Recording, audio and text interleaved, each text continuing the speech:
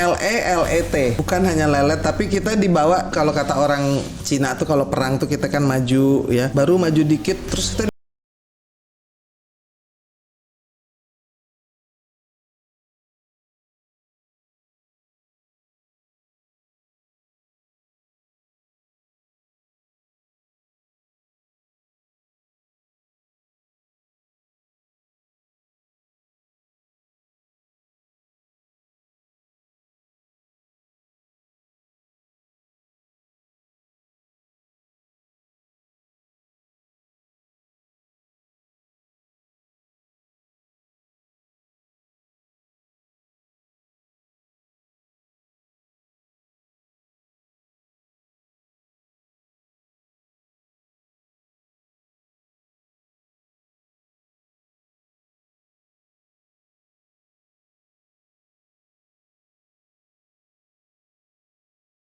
Halo sayang.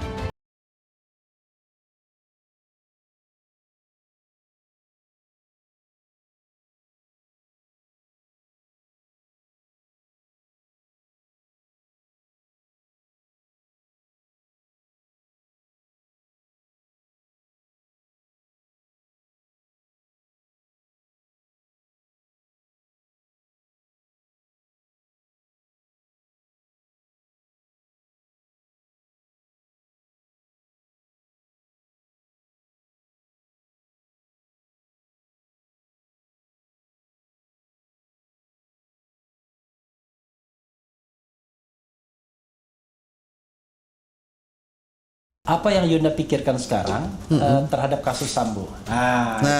The latest development of Sambo case, Yes, ya kan? Apa? yes. Oke, silakan. LELET. LLET. Itu bukan hanya lelet, tapi kita dibawa kalau kata orang Cina tuh kalau perang tuh kita kan maju ya, baru maju dikit terus kita dibawa mundur lagi nih. Oke. Dibawa mundur lagi, kemunduran itu terjadi setelah RDP. Iya dong, setelah 50 hari saya hitung-hitung terus loh, Refli ini Dindo, ini sekarang ini hari ke-50.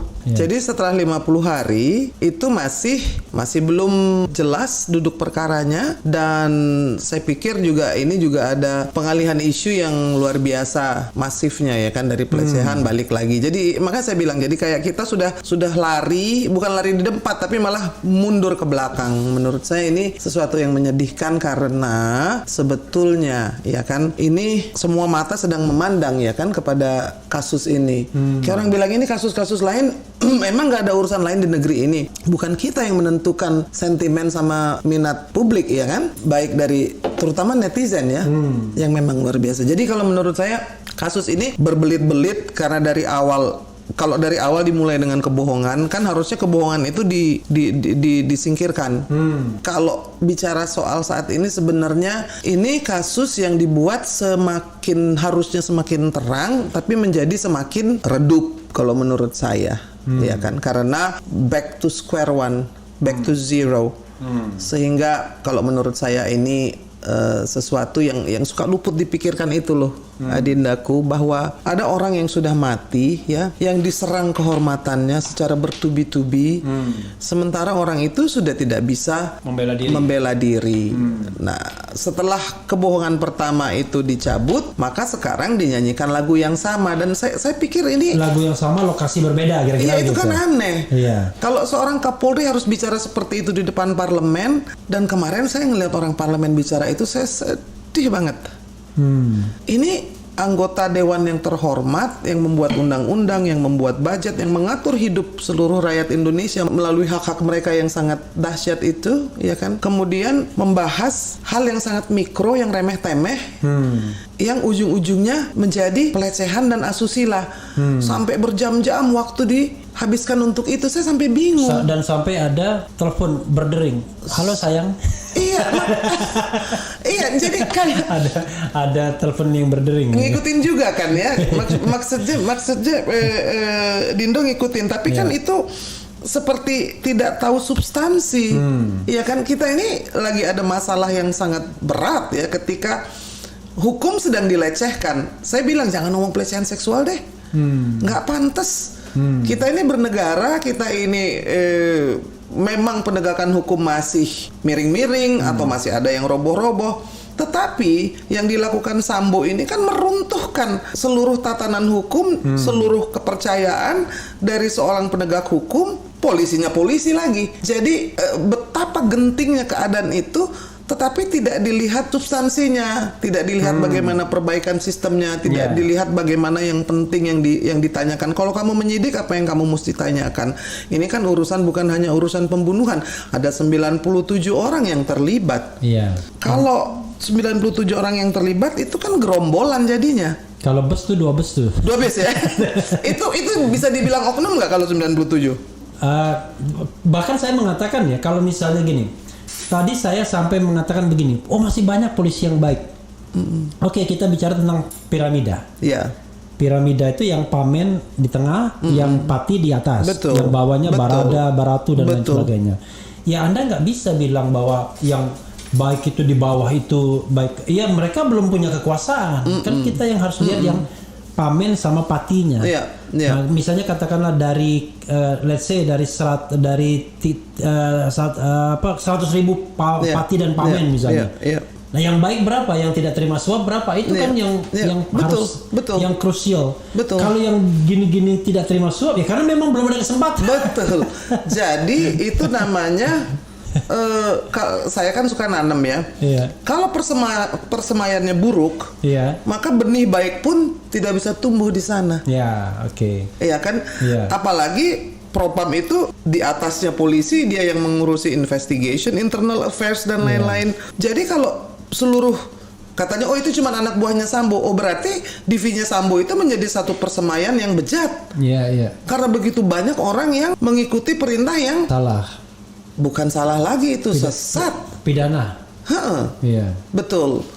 Menurut saya itu sesuatu yang mengerikan gitu. Kalau kita mengharapkan wakil-wakil kita yang terhormat itu bicara soal sistem dong, supaya ini tidak terjadi lagi. Bagaimana ya kan, lalu fungsi-fungsi dari katanya Kompolnas tidak punya gigi, tidak punya taring, apa mesti dikasih taring ya kan. Lalu kalau sudah dikasih taring, orang yang di sananya itu bisa dijamin nggak untuk mempergunakan taring itu semestinya? Iya dong. Jadi saya pikir banyaklah orang-orang baik yang masih ingin memberikan masukan dan perbaikan, tapi didengerin apa enggak ya sebenarnya? Ya, jadi yang jadi masalah Yunda ya, kok seolah-olah DPR tidak melihat ini untuk momentum melakukan reformasi kepolisian. Mereka menganggap bahwa ini business as usual aja. Maksudnya gini, ya ada orang mati, ada orang yang membunuh, ya bagaimana penyelidikan dan penyidikannya, nanti penuntutannya. Kok cuma itu doang? Padahal ini kan fenomena gunung es kan ibaratnya kan. Praktik-praktik seperti ini kan banyak tuh. Iya, nggak ada substansinya juga yang dibahas akhirnya. Jadi ada puja-puji. banyak puja-puji. Saya juga heran ya kadang-kadang kenapa setiap misalnya fit and proper polisi selalu dipuja-puji oleh DPR gitu. Nah, saya punya pertanyaan nih. Adindaku kan pakar hukum tata negara. Sokol begitu ya. Sokol. DPR itu di atasnya polisi atau di bawahnya polisi sih? Nah, kenapa posisinya itu kesan, impresi, dan cara mereka mengemukakan pendapat itu checks and balancesnya itu tidak kerasa? Terkesan mereka takut ya, terkesan mereka teman, terkesan mereka kadang-kadang under gitu ya. Iya, nggak boleh dong cincai-cincai sama. Makanya saya bilang begini Yunda, kita ini harus bisa membedakan antara pengawas sama yang diawasi. Iya, kan disebutnya mitra. Kami bangga bermitra. Apa yang namanya mitra itu? Saya nggak paham gitu. Jadi, kan ada checks and balances. Artinya apa sih bahasa Indonesianya, coba deh? Saling mengimbangi dan saling cek, saling mengkoreksi, saling koreksi dan saling mengimbangi. Tapi sebenarnya gini, kalau kita lihat fungsi DPR kan fungsi pengawasan. Sebenarnya ini antara orang yang mengawasi dan orang yang diawasi. Malah posisinya nggak seimbang. Posisinya kan DPR lebih atas. Karena civil supremacy kan kita. Ya, dan yang seimbang tuh betul-betul seimbang tuh presiden. Ini kan aparatnya presiden.